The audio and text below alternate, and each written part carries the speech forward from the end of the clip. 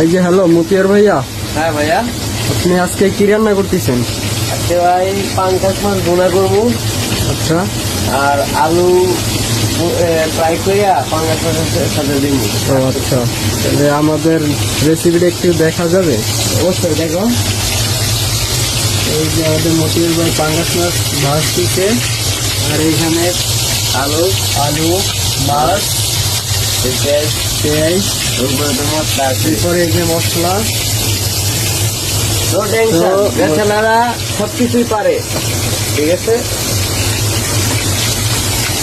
এই যে সুন্দর করে এখন ভাজবে মাছটা। ইচ্ছে করলেই পারা যায়, কোনো বিষয় না। খালি যে মেয়েরাই পারে এমন কোনো কথা না, আমরা ছেলেরাও পারি, ছেলেরাও ব্যাস সবকিছু দিয়ে, গুড, ঠিক আছে। ওকে। তো তো আবার পরের রেসিপিতে দেখা হবে আপনাদের সাথে। আল্লাহ হাফেজ।